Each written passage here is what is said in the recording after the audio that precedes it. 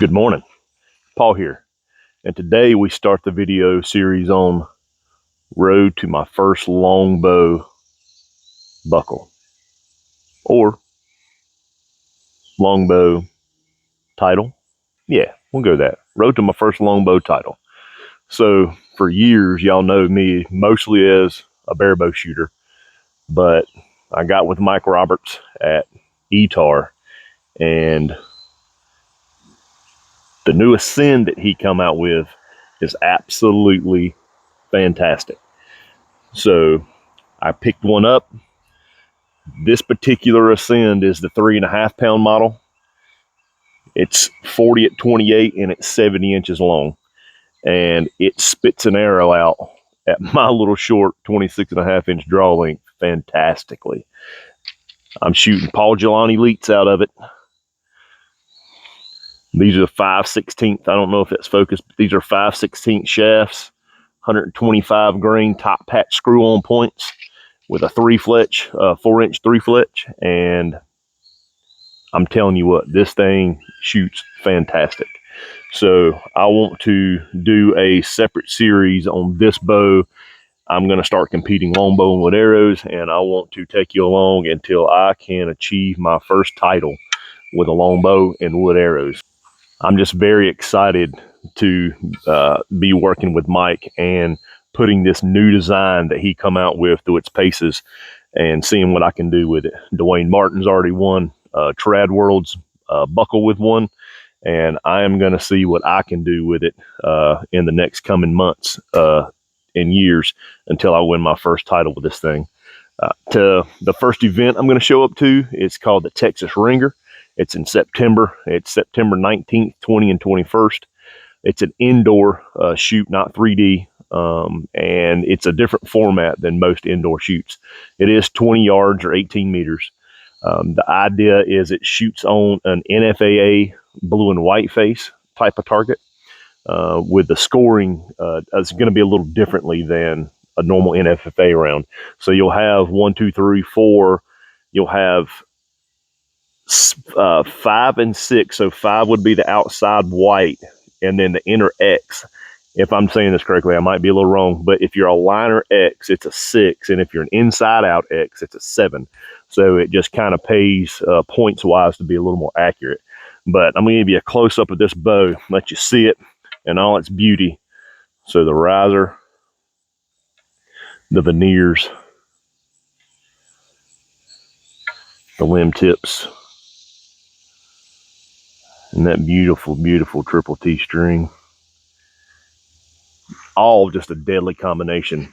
And when you add in Paul Gelani leats with it, there's nothing better than that longbow and wood arrow combination, in my opinion. So I'm going to just do a little bit of practice this morning in preparation. I have a little time. I'm going to be at the Whiskey City Classic with this thing, shooting 3D, trying to dethrone the longbow champion there. Let's see what I can do with that. That's going to be a very hard task to do, but I think we can get it done. Maybe. We'll see. But anyway, I'm going to turn the camera around, spin the hat backwards, and we're going to shoot this deer right here a couple times. Now, these are very, very cold shots. I just got back in from being out of town, and this is the first arrows I've shot in probably, I had to guess, probably over a week. So these are going to be very, very cold. So if I bounce one off the tree, don't laugh at me. Shots are about 18 yards.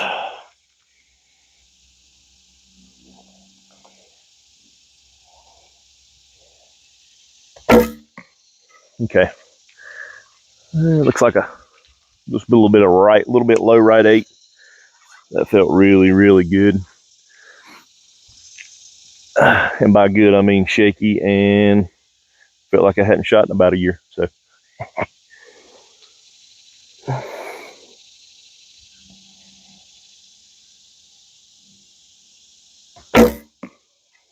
All right, overcompensated with a low left. Looks like an 8, maybe a 5. Let's see.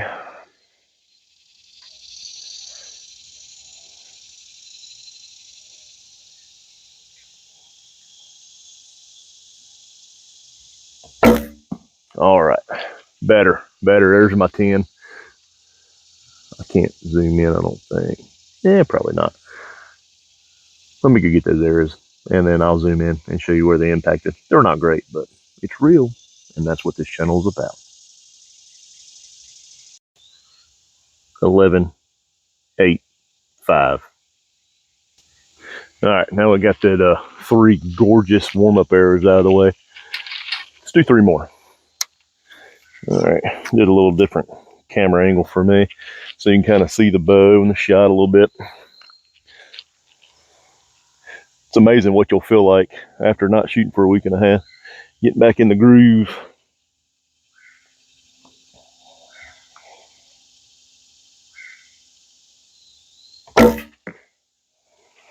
That was a terrible shot, still an 8, but I flinched at the release a little bit, or plucked at the release a little bit. All right, let's put a better arrow down there.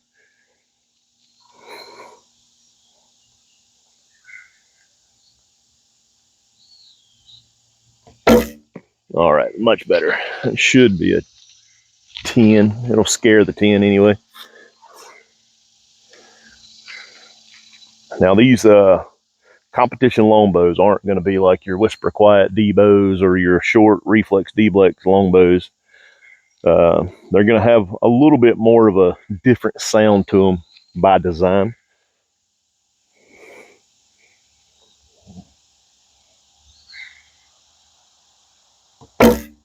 Nice. That should be another good 10. I wish that zoomed in on director's cut better, but you're just going to take my word for it.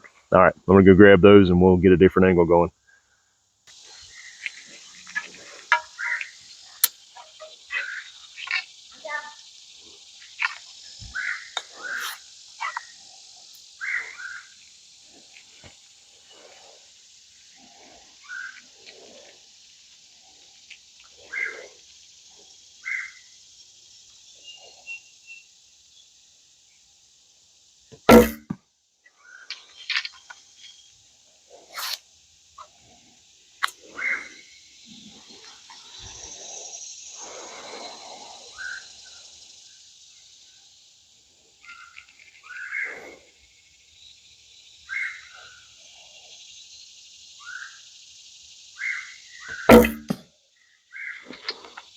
Arrow slappage is not a good sound when you're shooting with arrows. They're in a good spot though. See if I can put this one in there with them.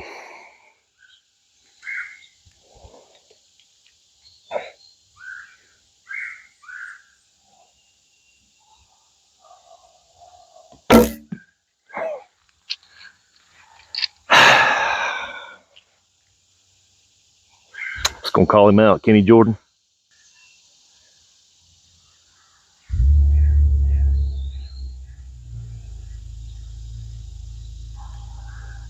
Eleven, 10. Coming for you, Kenny. Coming. I'm coming.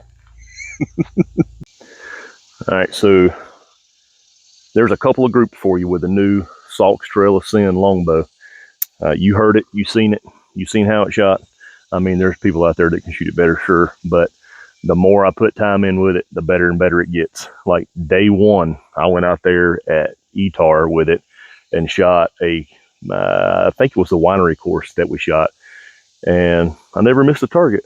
Shot a bunch of 10s, shot some 5s too, a lot of 8s dribbled in there along the way, but it just shot really, really well. The handle design is exactly like I like handles on a longbow. I like longbows, but I don't like their handles. I like something that feels more like a recurve grip, and this right here reminds me of putting my hand right into a bare bow grip. It's basically a Jaeger grip and a longbow, and that for me is perfect. Chef's kiss. But just the balance of the bow. So this is my favorite part. I've not found but one other bow manufacturer out there that doesn't really make the bows no more that does this. If you hold this bow out and you let your fingers go, the bow sits vertically. It doesn't move. It doesn't do this rocking back stuff. It balances perfectly. And that, to me, in my opinion, is one of the most accurate attributes for me and the way I shoot a bow is when a bow does not have to have a lot of weight to balance it out. And when you just hold it in your hand like that, it just sits very straight up and down. Mike's figured out the geometry on that, and oh my gosh, it is perfect. When you let the bow go, it doesn't feel like it's going anywhere. It just sits there, and you can watch that arrow fly all the way to the target. I don't feel like I need to peek when I shoot this thing. So, man, Mike, I mean, it's so beautiful. It's got a G10 I-beam, and that's how they get. So if you, right here, you'll see the G10 I-beam in there. And so Mike doesn't really like what the G10 looks like, so he encases it with other, woods around the outside, so it kind of covers up that black. And it's cool. Like, you would never know this thing had G10 in it other than him just telling you. But the weight of it's really good. It's heavy for a longbow. It's 3.5 pounds, but it's 3.5 pounds lighter than my bare bow was. And just to be able to shoot this bow right here with these wood arrows just feels like real traditional. You know what I mean? I feel like I'm Fred Bear's cousin, but I love this thing. I cannot put it down. And so I wanted to run a series with it because I've never won anything except for Winter Nationals, which is just it's an IBO shoot. It's not like one of the prestigious. It's not like a world title. It's not a national title. So I want to run a series with this bow, road to my Longbow title, something like that. We're going to come up with a title for it. By the time this video drops, we'll have a good title for it and a pretty good thumbnail. So that's the thumbnail right there. We're going to use that. So when you see that, you're about to have content drop for Salt's Trail Ascend, Stick and String Life Paul here, and we're going to get out here and do a little more practice. Drop this short, little 5, 6, 7 minute video. I hope you enjoy it. Please like and subscribe to the channel. I haven't told many people this, but this is going to be life for me now. I'm going to try to be a content creator. We're going to try to get good stuff out here, and we're going to try to help the community, and we're going to try to make a little money while we're doing it. And to do that, I got to have the subscribers, I got to have the views, I got to have the shares, the likes. It all helps YouTube's algorithm to get the videos out there to the people that need to see it and for the people that need the help. So, okay, so in this video series, I want to do a few things specifically. I want you to be able to come along with me as I work toward my first title with a longbow and with arrows. I think that'll be fun, seeing the progression of my shot and it getting better and better up until the time that I will take my first title, whatever that may be. I don't care if it's 3D or indoor, but I would like to take something prestigious, something where there's adequate, talented shooters there, not just a local 3D where nobody really shows up or something like that. I want it to be a prestigious title. I think that will do two things. I think that'll show the skill of the archer, and that will also show the abilities of the bow that Mike has poured his heart and soul into, and his knowledge of being a bowyer, and show you how well that can compete with all the other platforms out there in longbow. It will help and showcase Paul Gillan's arrows and how consistent these things are. I want to do parts in this series where I break the equipment down, show you the consistencies of the arrows that I'm using grain for grain, show you the, or review rather, the bow as I start progressing with it. If there's any shortcomings with it, I'll say it. If there's, and obviously the positives, I'm going to scream it. But if it sucks in some category, I'm gonna say it does. And then we'll go from there. But also I want to take you through how I'm shooting the bow, like as far as like coachable moments, things that I'm learning, things I'm learning about myself, things that I already know about archery, and hopefully I can help some people that are wanting to get into competition archery and maybe shortening the road it takes them to get from beginner to not necessarily maybe an elite level, because I don't consider myself elite, but to a level to where they're comfortable showing up to shoots and they don't feel like they're undergunned or outclassed. So we'll do coachable moments in there. I find that longbow, this is my opinion, people can have another thing, longbows are not the most forgiving form of bow to shoot. I personally think recurves are the most forgiving form of bow to shoot. Longbows teach you how to shoot. Longbows teach you all about your form and the inconsistencies and the shortcomings of your form.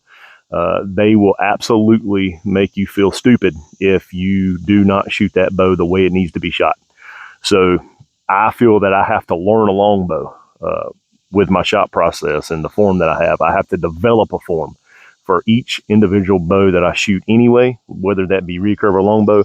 But longbow to me, and in my opinion, really does teach a person how to shoot. And once you've, I'll use the word loosely, mastered a longbow, then you can go to other platforms and do really well. So I want to teach you and coach you along the way as I try to win a title with this longbow.